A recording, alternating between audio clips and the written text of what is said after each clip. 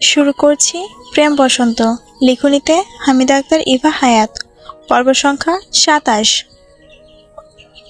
কায়নাতদের ঝগড়া দেখতে দেখতে কয়েকবার চোখ বন্ধ করেছে। খাওয়া দাওয়া শেষে প্রেম নিজের ঘরেই এলো। এখন রাত প্রায় ১২টা ছুঁই ছুঁই।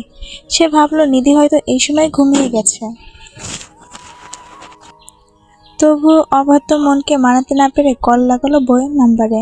বেশ খানিকক্ষণ পর কল রিসিভ হলো। প্রেম কিছু বলার আগে ওপাশ থেকে মিষ্টি কণ্ঠে সালাম ভেসে এলো। প্রেম মৃদু হেসে সালামের উত্তর নিয়ে বলল, ঘুমিয়েছিস? নিধি বলল, না, ঘুম আসছিল না। কি করছিস? শুয়ে আছি। আপনি কি করছেন? খেয়ে মাত্রই ঘরে আসলাম। একটা কথা বলবো নিধি? নিধি চুপ করে রইল। প্রেম নিজের ঘরে বারান্দায় গিয়ে বাইরে ঝিরিঝিরি বৃষ্টির পানে তাকিয়ে বলল, মানুষের ভুল হতেই পারে, তোরও তো ভুল ছিল এবং আমারও।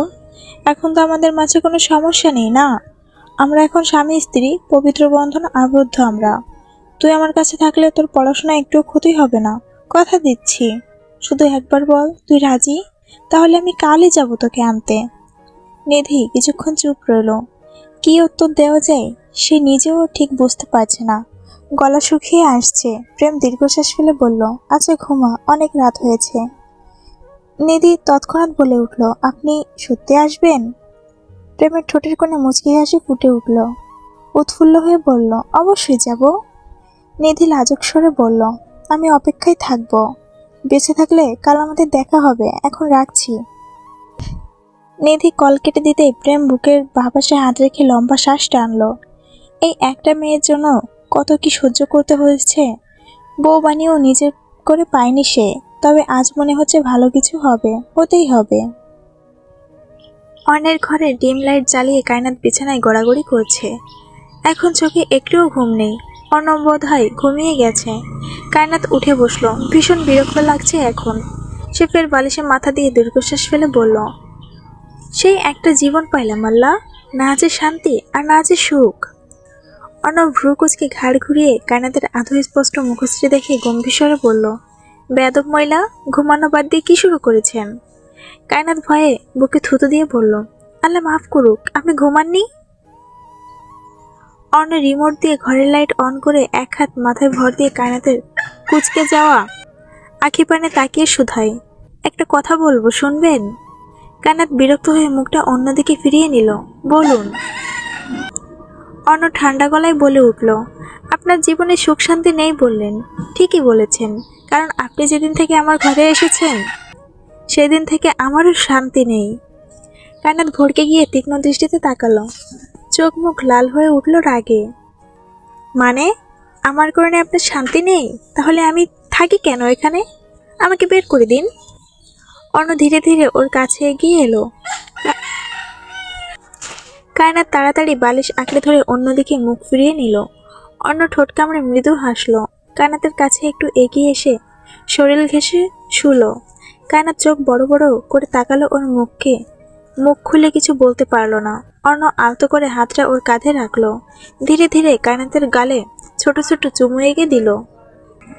কায়নাত চোখ বন্ধ করে ফেললো। বুকের ভেতর দূর দূর করছে। রাগ কোথায় মিলিয়ে গেল নিজেও টের পেল না। বিস্মিত হয়ে যেন কথা বলাই ভুলে গেল। হঠাৎ অর্ণ কায়নাতের নাক টেনে ধরে দাঁত চেপে বলল, বেয়াদব মহিলা, এত রাগ কোথায় থাকে? নাকের টানে রোমান্টিক মুডটাই নষ্ট হয়ে গেল বেচারির। অর্ণের পেটে চিমটি কেটে বলল, বেয়াদব বেটা, আমার নাক ছাড়ুন। অর্ণ ছাড়লো। কায়নাত চোখ পাকিয়ে বলল, বুঝলাম না, আপনার সমস্যা কি? অর্ণ উত্তর না দিয়ে ঘড়িতে সময় দেখে নিয়ে বিছানায় ছাড়লো।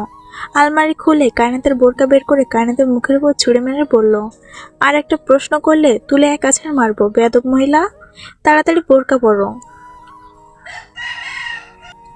অর্ণের গলায় এমন এক দৃঢ়তা যেন তর্ক করার সাহস কায়নাত পেল না। বিরক্ত হলেও কিছু বলল না। নিঃশব্দে বোরকা জড়িয়ে নিল। বাইরে তখনও হালকা বৃষ্টি পড়ছে। শহরের রাস্তা প্রায় খালি।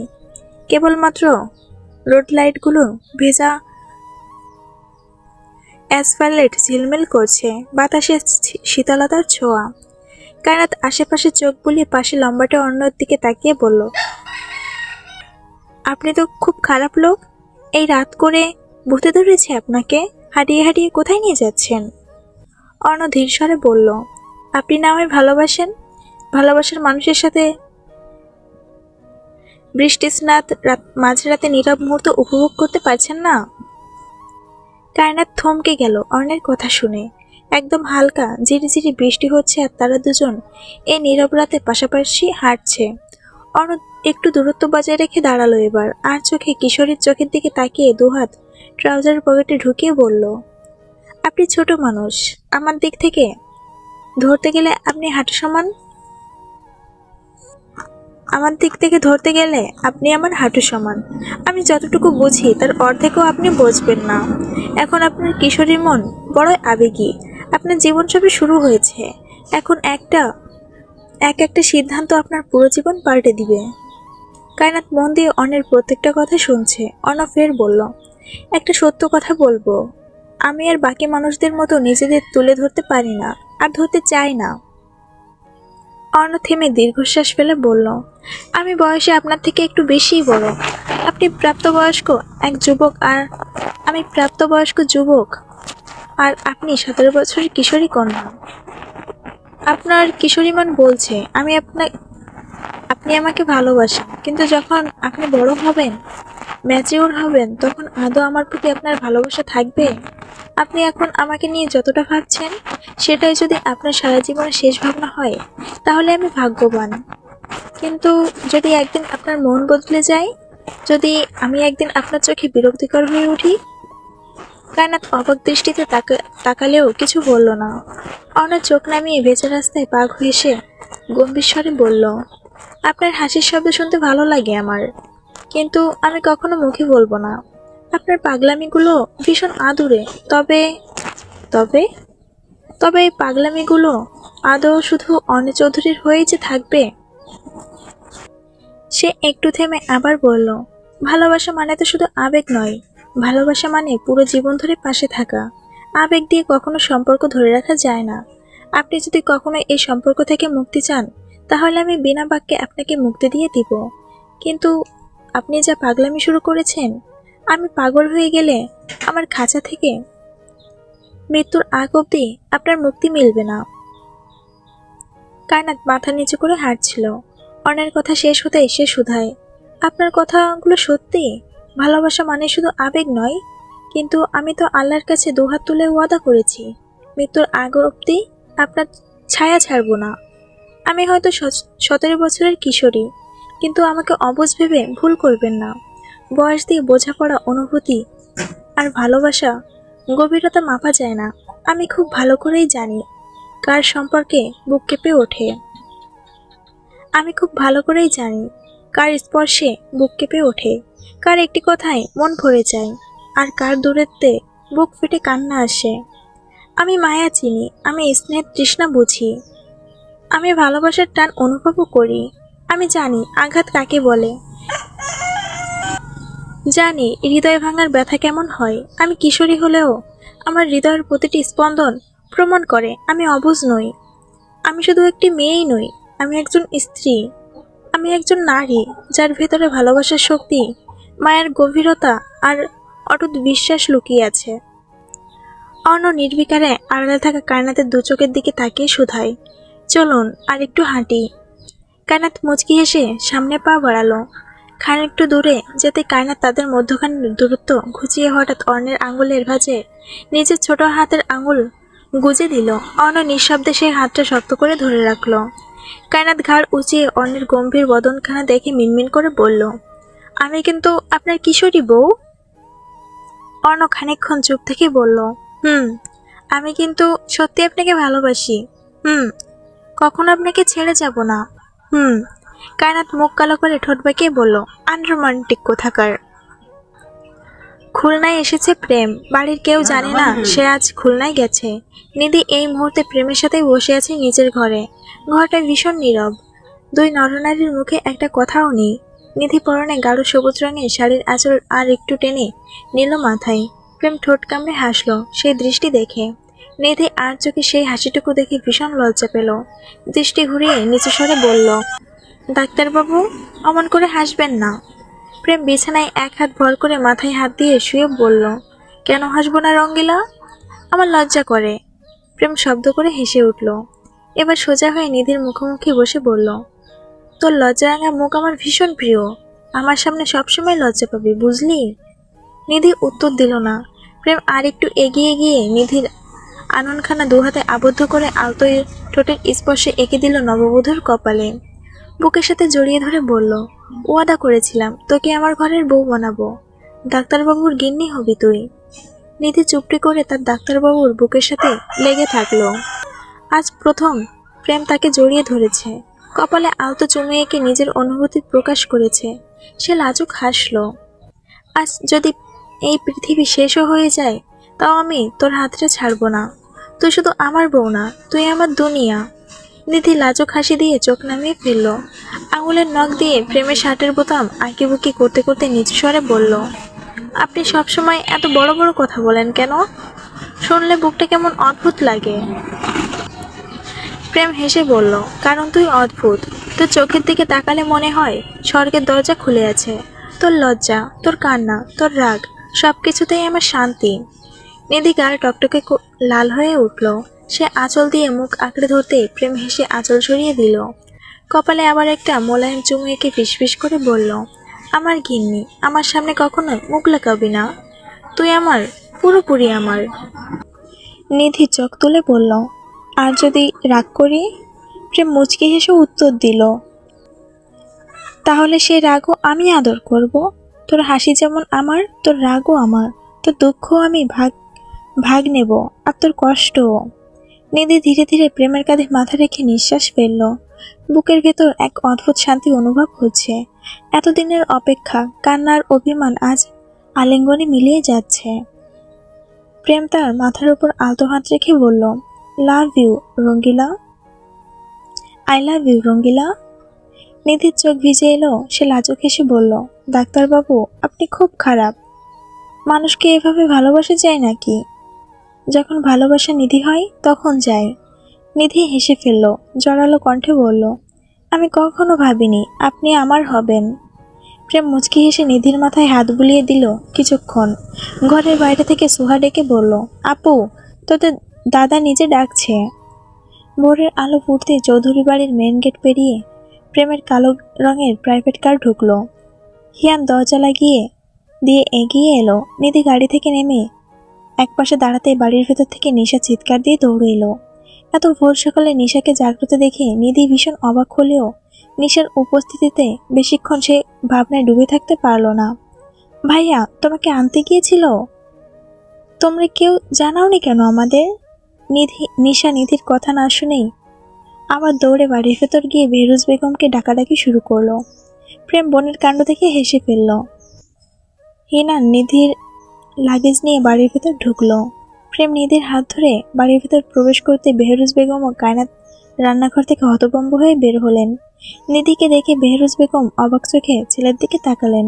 প্রেম মাথা চুলকে বলল, আম্মু, মনটা বউ বউ করছিল, তাই গিয়ে নিয়ে এলাম। বেহরুজ বেগম এগিয়ে এলেন। নিধি সালাম দিয়ে বলল, ভালো আছেন চাচি? বেহরুজ বেগম কপালে ভাঁজ ফেলে বললেন, শাশুড়িকে চাচি ডাকছিস কেন? মা বলে ডাকবি।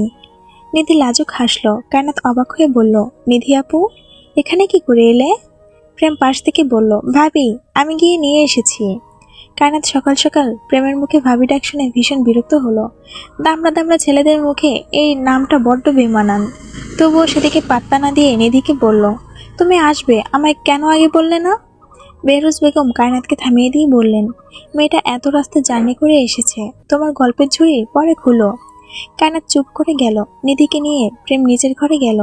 নিশে কায়নাতের ঘাড়ে হাতে ভর দিয়ে বলল, প্রেম ভাইয়ার মতো যদি তোমার জামাইটাও একটু রোমান্টিক হতো, তাহলে তোমার কপালটাই খুলে যেত। কায়নাত হতাশার শ্বাস ফেলল। তোমার ভাই, তাও আবার রোমান্টিক? অসম্ভব। আমি কাছে গেলে ওনার শরীর চুলকায়। নিশা খিলখিল করে হেসে উঠল। কায়নাত বিরক্ত হয়ে মাথার আঁচল নামিয়ে কোমরে গুজে রান্নাঘরের দিকে রওনা হলো। সকাল 8টার দিকে কায়নাত কফি নিয়ে অন্যের ঘরে এলো। অর্ণ আয়নার সামনে দাঁড়িয়ে চুল ঠিক করছিল। কায়নাত কফির কাপ হাতে এনে অন্যের পেছনে দাঁড়ালো। খুব চারপাশের মানুষ মুহূর্তে কিছু বুঝে ওঠার আগেই গাড়ি ধুলো উড়িয়ে রাস্তা ছাড়লো। কায়নাতের বুক ধকধক করতে লাগলো। চোখ বড় বড় করে সে তাকিয়ে দেখল সামনে বসে আছে আরো দুজন। তাদের চোখে কালো সানগ্লাস, মুখ অর্ধেক ঢাকা। ব্যস্ত শহরে রাস্তা পেরিয়ে গাড়িটা ঢুকলো একটা ফাঁকা রাস্তায়। কায়নাতের জ্ঞান নেই, শান্ত দেহটা পড়ে আছে এক কোনায়। মাথার হিজাব এলোমেলো হয়ে ছড়িয়ে আছে তারই দেহে। প্রায় 40 মিনিট পর গাড়ি বাঁক নিয়ে ঢুকে গেল একটা নির্জন এলাকায়। চারপাশে আধা জঙ্গল, শেওলা পড়া গাছপালা আর পাখির কর্কশ ডাক। পুরোটা যেন অচেনা অন্ধকারে আবেশে ঢাকা। গাড়ি এসে থামলো বিশাল এক গেটের সামনে। লোহার গেটটা পুরো রাজকীয় ভাব। ভেতর থেকে লোক এসেছে, সেটা খুলে দিল। এসইউভি গেট পার করে ঢুকে গেল। ভেতরে ঢুকে চোখ পড়ে একটা ডুপ্লিকেট বাড়ি। চারদিকে উঁচু দেওয়াল দিয়ে ঘেরা বাড়িটার পরিবেশ অদ্ভুত ভৌতিক মনে হচ্ছিল। আশেপাশে আর কোনো বাড়ি নেই, শুধু কাকের ডাক, বাতাসের শো শো শব্দ শোনা যাচ্ছিল। দরজা খুলে মুখ ঢাকা দুজন লোক দ্রুত কায়নাতকে টেনে নামালো। তার নিস্তেজ শরীরটা এক ঝাটকায় কাঁধে তুলে নিল, ভেতরে প্রবেশ করলো। ড্রয়িং রুমটা আধো আলোতে ঢাকা, জানালার পর্দা টেনে বন্ধ করা। বাতাসে এক অদ্ভুত বাজে গন্ধ। কায়নাতকে নিয়ে যাওয়া হলো সিঁড়ি বেয়ে উপরতলায়। করিডোর পেরিয়ে একদম কোণের ঘরে ফেলে দেওয়া হলো তাকে। দরজাটা বাইরে থেকে তালা লাগিয়ে দিল লোকগুলো। কায়নাতের নিস্তেজ দেহ মেঝেতে পড়ে রইল। তার বুক ধীরে ধীরে ওঠানামা করছে। সময়ের ব্যবধানে হয়তো তার জ্ঞান ফিরবে। নিশা এক্সাম শেষে বাড়ি ফিরেছে স্বার্থের সাথে। স্বার্থ তাকে আনতে গিয়েছিল। ড্রয়িং রুমের সোফায় নুসরাত খাবার মেখে নিশাকে খাইয়ে দিচ্ছে। হঠাৎ আদাল দেওয়ালের ঘড়ির দিকে তাকিয়ে বলল, বড় ভাবি কি এখনো বাড়ি ফেরেনি? আমি তো সারাদিন আজ বাসায়, ভাবিকে তো দেখলাম না। নুসরাত হঠাৎ থমকে গিয়ে বলল, না তো, কায়নাত এখনো বাড়ি ফেরেনি। স্বার্থ কপাল কুঁচকে অন্যের নাম্বারে কল লাগালো। প্রথমবার রিসিভ না হলেও দ্বিতীয়বার কল রিসিভ হলো। ওপাশ থেকে অন্য কিছু বলার আগে স্বার্থ বলল, কায়নাত কি তোর সাথে? অন্য গ্রাউন্ড ফ্লোর থেকে সবাই নিজের ফ্লোরে পা রেখেছে। আর স্বার্থের মুখ থেকে এহেন কথা শুনে হতভম্ব হয়ে বলল, এখানে তো নেই কেন, কি হয়েছে? আমি তোর বাসায় নিশাকে এক্সাম হল থেকে নিয়ে এসেছি সে কখন। এখন সন্ধ্যা হতে চলল, কিন্তু কায়নাত এখনো বাড়ি ফেরেনি।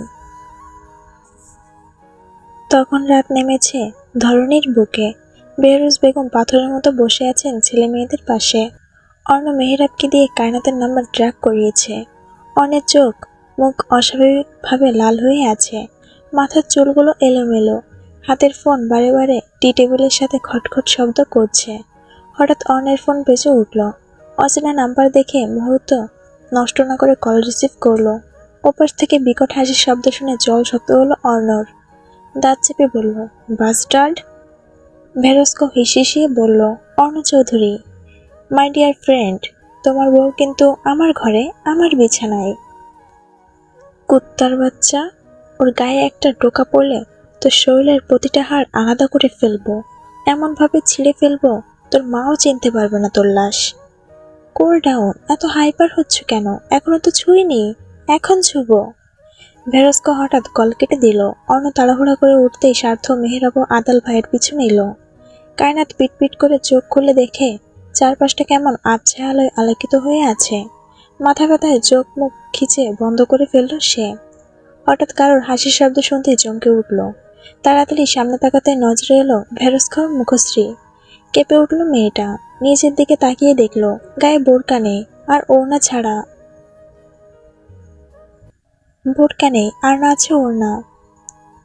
কায়নাত দুহাত দিয়ে বুক শক্ত করে ঢেকে নিল। চোখে ভয় থাকলেও দৃষ্টিতে একরকম দৃঢ়তা জমে উঠল।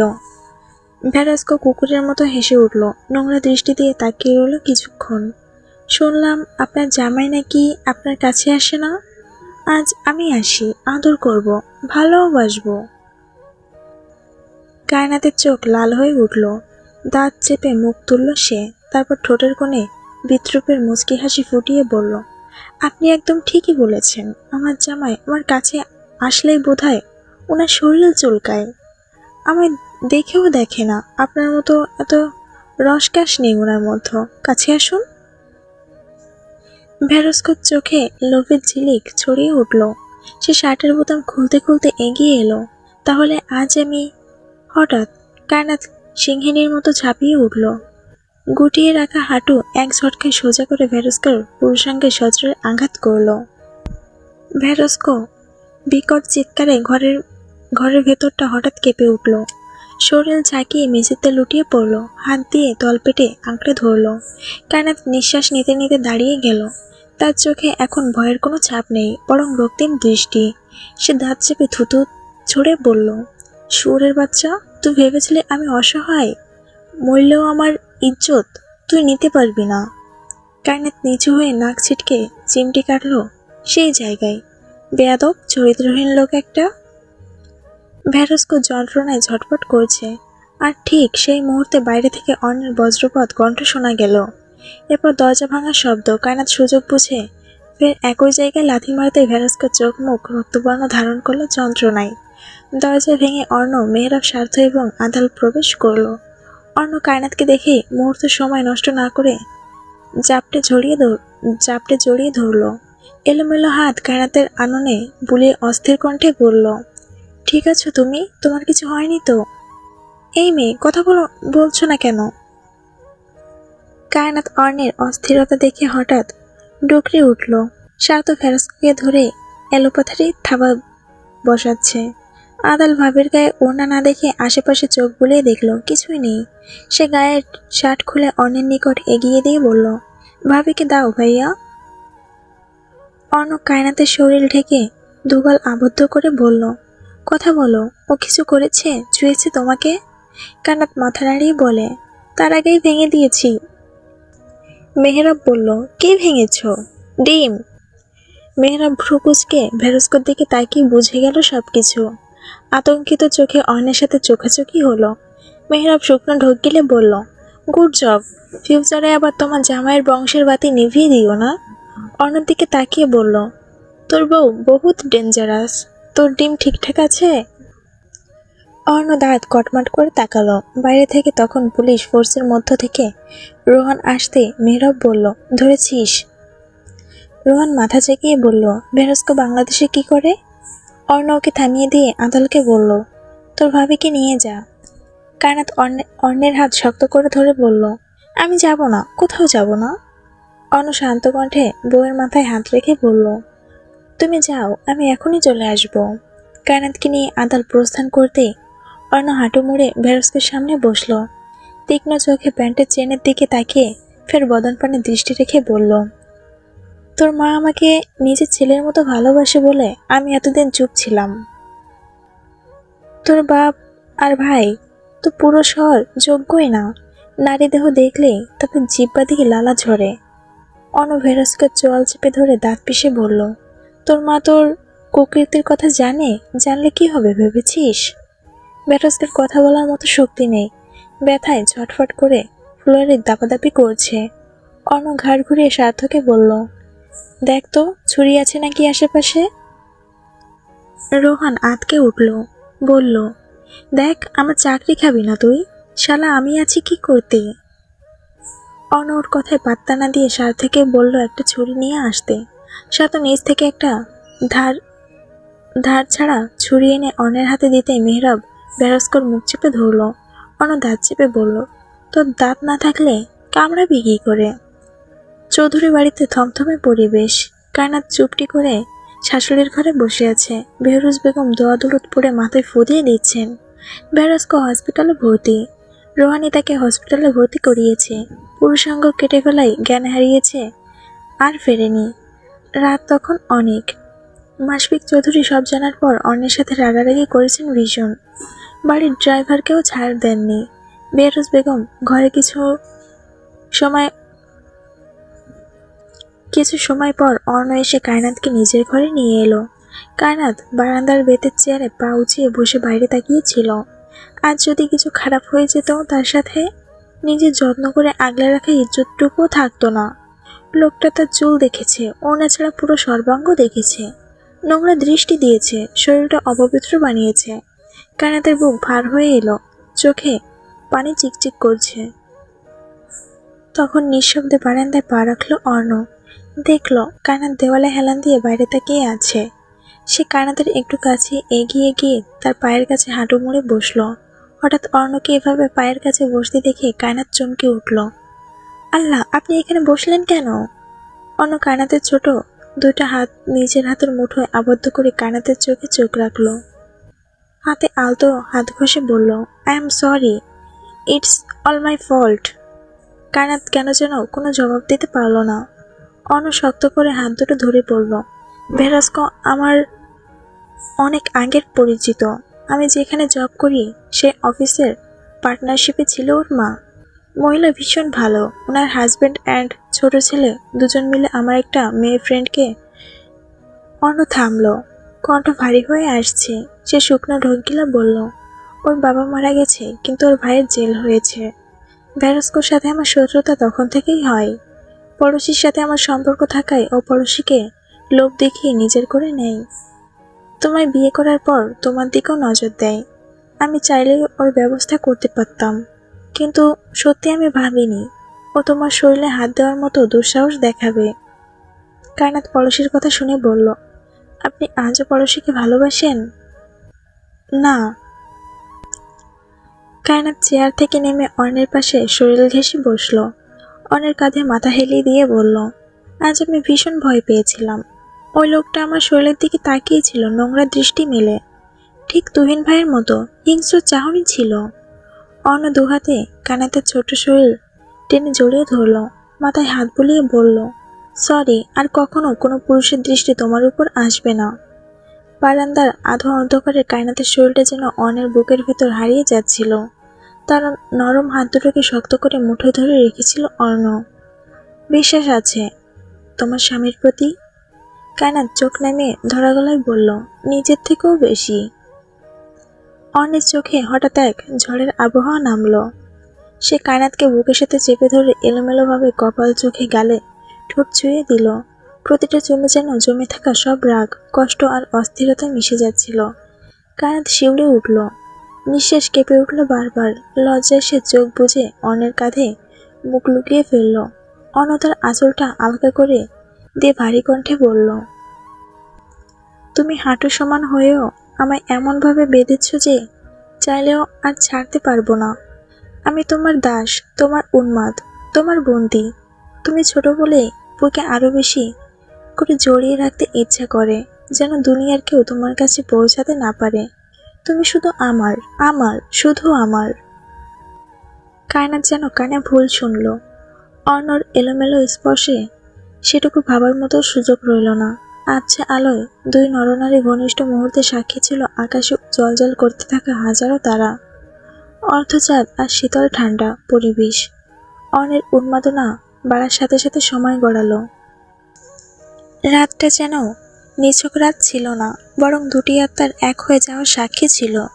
চারপাশ নিস্তব্ধ, কেবল তাদের নিঃশ্বাসের শব্দ, হৃদয়ের ধকধকানি আর ভালোবাসার নীরব প্রতিশ্রুতি ভেসে বেড়াচ্ছিল। আঙুলগুলো কায়নাতের মুখমণ্ডল জুড়ে এঁকে দিচ্ছিল অস্থির ভালোবাসা। রাতের বাতাস ঠান্ডা হলেও বারান্দার কোণে তখন এক অদ্ভুত উষ্ণতা জমে উঠছিল। অর্ণের বুকের ভেতর যেন আগুন জ্বলছিল, আর কায়নাত সেই আগুনে নিজের সব ভয়, কষ্ট, লজ্জা মিশিয়ে দিচ্ছিল নিঃশব্দে। সে রাতে কায়নাত উপলব্ধি করেছিল তার হালাল পুরুষের পাগলামো। বারান্দার আলো আধারিতে তারা দুজনেই ভুলে গিয়েছিল সময়ের হিসাব। রাত গভীর হতে হতে এক সময় চারপাশে সব শব্দ মিলিয়ে গেল, থেকে গেল কেবল তাদের নিঃশ্বাসের গতি, বুকের ধকধকানি আর দুচোখ ভরা ভালোবাসার আবেগ। মধ্যরাতে অর্ণ কায়নাতের কানের কাছে ফিসফিস করে শুধু একটা কথাই বলেছিল, আমার খাঁচায় বন্দি করেছি আপনাকে, কসম করে বলছি মৃত্যুর আগ অবধি আপনার হাত ছাড়ব না। আপনি জানেন না আমি কতটা উন্মাদ আপনার জন্য, মিসেস অর্ণ চৌধুরী।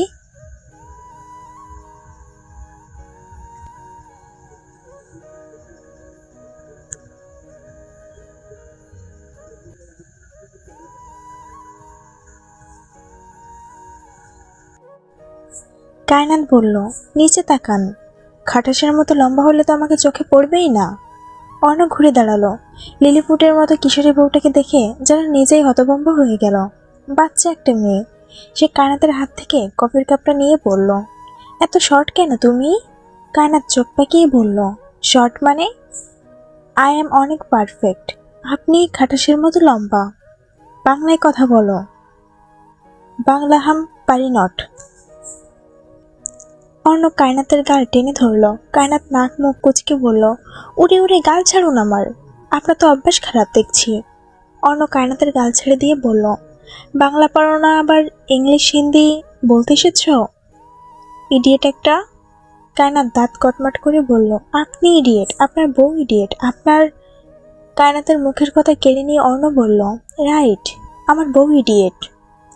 অর্ণব এগিয়ে গিয়ে সোফায় বসলো। কায়নাত খানিকক্ষণ সেখানে দাঁড়িয়ে রইল নিজের মতো করে।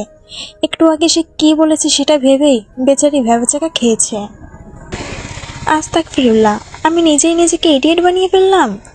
অর্ণব সোফায় হেলান দিয়ে কফি খেতে খেতে বলল, এবার বুঝলেন? কায়নাত দুই হাত কোমরে রেখে গম্ভীর ভঙ্গিতে দাঁড়িয়ে বলল, বুঝলাম। এখন থেকে আপনাকে বলবো গ্রেট খাটাস। কি? হ্যাঁ, খাটাস। সারাদিন শুধু গম্ভীর হয়ে থাকেন আর রাগ ঝাড়েন। আমি আবার ভুলে গিয়ে ভাবি মানুষ আপনাকে। অর্ণব কফির কাপটা টি টেবিলে রেখে ধীরে ধীরে উঠে দাঁড়ালো। কায়নাতের বুক কেঁপে উঠল। চোখ বড় করে বলল, আরে আচ্ছা আচ্ছা, মজা করছিলাম। অর্ণব তার দিকে এগিয়ে এলো। কায়নাত আঁচল মুখে চেপে একবার পিছিয়ে গেল। এবার আবার কি করবেন? গাল টানবেন নাকি তুলে আছাড় মারবেন? অর্ণব একেবারে সামনে এসে থেমে গেল। আপনি সত্যি খুব ছোট। ছোট মানে? বউ ছোট হলো তো জামাই ভাগ্যবান, জামাই লাভবান। খরচা কম, খাওয়া দাওয়া কম, জামা কাপড় কম, আবার দেখতেও পুতুলের মতো, লাল টুকটুকে পুতুল বউ। অর্ণ দীর্ঘশ্বাস ফেলল। সে কাবারের নিকট এগিয়ে যেতেই কায়নাত মুখ বাঁকিয়ে বিড়বিড় করতে করতে বিছানার কাছে এগিয়ে গেল। বিছানা গোছাতে গিয়ে বালিশের পাশে অর্ণের মানিব্যাগ দেখে চোখ চিক চিক করে উঠল। ঘাড় ঘুরিয়ে অর্ণের দিকে তাকিয়ে দেখল অর্ণ কাবারে কিছু খুঁজতে ব্যস্ত। সে ঠোঁট কামড়ে মানিব্যাগ হাতে নিয়ে দেখল সেখানে 1000 টাকা 4টা নোট সহ ভাঙটি টাকাও আছে। কায়নাত 2000 টাকা নিয়ে মানিব্যাগ জায়গা মতো রেখে দিল। মনে মনে কিপটা বলতে ভোলেনি। অর্ণ জামা কাপড় বের করে ভ্রু কুচকে কায়নাতের দিকে তাকিয়ে ওয়াশরুমে ঢুকলো। কায়নাত মুখ বাঁকিয়ে টাকা নিজের শাড়ির কোমরে গুজে রাখলো। অর্ণ ফ্রেশ হয়ে বেরিয়ে এসে গায়ে শার্ট জড়িয়ে বোতাম লাগালো। তারপর স্বাভাবিক ভঙ্গিতে মানিব্যাগ হাতে নিয়ে খুলতেই চোখ শুরু হয়ে এলো। ভেতরে 2000 টাকার নোট নেই। সে মানিব্যাগটা শক্ত করে ধরে চেপে ভ্রু কুচকে তাকালো কায়নাতের দিকে। কায়নাত তখন বালিশের খোল পাল্টে গুনগুন করে গান গাইছিল। তুমি এত পাগল হয়েছো কেন? পাইয়া আমারে বাড়াবাড়ি করলে তুমি থাকবা না ঘরে। অন্য চোখ আরো সংকীর্ণ হলো। মানিব্যাগ থেকে টাকা কে নিয়েছে? কায়নাত পিছু ঘুরে শাড়ির আঁচল কোমরে গুজে আশ্চর্য হয়ে বলল, আরে সত্যি টাকা নেই, আজব কাণ্ড। অন্য সন্দেহান চোখে মানিব্যাগ ঝুলিয়ে বলল, প্রশ্ন হচ্ছে এখান থেকে টাকা কে নিয়েছে? আমি কিন্তু জানি না, সত্যি কসম। আপনার মানিব্যাগ থেকে 2000 টাকা কে নিয়েছে আমি জানিই না। আমি বলেছি শুধু টাকা নেই, আর তুমি নিজেই বললে 2000 টাকা নেই। তুমি জানলে কিভাবে 2000 টাকাই মিসিং হয়েছে? কায়নাত চোখ ধরা পড়ার মতো আমতা আমতা শুরু করলো। ইয়া আল্লাহ, মুখ ফসকে বেরিয়ে গেল। অর্ণ ধীরে ধীরে তার দিকে এগিয়ে এলো। মুখ ফসকানোর জন্য আগে মুখ ভরতে হয়। মানে তুমিই নিয়েছো? না মানে নিলেই বা কি হয়েছে? বউ যদি জামাইয়ের মানিব্যাগ থেকে দুইটা টাকাও নিতে না পারে তবে বউ হওয়ার মানেটা কি? আমি তো আপনার সবকিছু ভাগাভাগি করি। অর্ণ চোখ ছোট করে তার দিকে তাকালো। সবকিছু ভাগাভাগি করো? কায়নাত গম্ভীর মুখে বলল, অবশ্যই। আপনার মা বাবা আমার মা বাবা, আপনার বাড়ি আমার বাড়ি, আপনার জামা আমার কাপড় শুকানোর দড়ি, আপনার বিছানা সবকিছুই তো আমার। সেই হিসেবে দাঁড়ায় আপনার টাকা মানে আমারও টাকা। অর্ণ ধীরে ধীরে এগিয়ে এসে কায়নাতের কোমরের দিকে তাকালো। সে আঁচল টেনে কোমর ঢাকতে চাইল, কিন্তু দেরি হয়ে গেছে। অর্ণ তার হাত সরিয়ে কোমরের গুজ থেকে টাকাটা টেনে বের করে আনলো। কায়নাত এক ঝটকায় চুপ মেরে গেল। চোখ বড় বড় করে বলল, হায় আল্লাহ, এটাকে আমার কোমরে কি করে এলো? আমি তো চুরি করিনি। তাহলে এটা কি, চুরি না?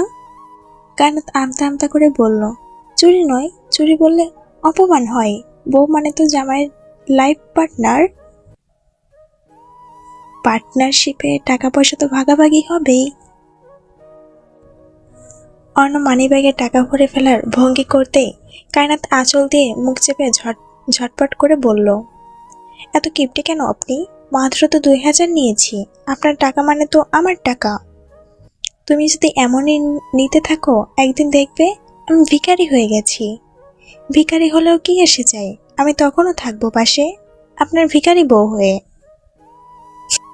অর্ণ গভীর দৃষ্টিতে তাকিয়ে রইল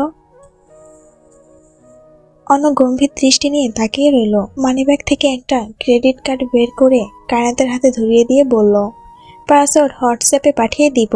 কার্ড দিয়েছি বলে ইচ্ছা মতো খরচ করবেন না, বেয়াদব মহিলা। মাঝে পেরিয়েছে বেশ কয়েক সপ্তাহ। যে যার জীবন নিয়ে ব্যস্ত। নিধি চৌধুরী বাড়ি এসে একদম গিন্নি হয়ে গেছে। নিশার বোর্ড পরীক্ষা শুরু হয়েছে 2 দিন আগে। আজকে তার পরীক্ষা আছে। আজ বুধবার।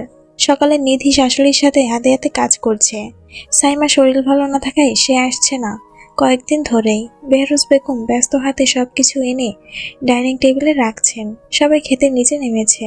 কায়নাত ক্লান্ত শরীর নিয়ে চেয়ার টেনে বসলো।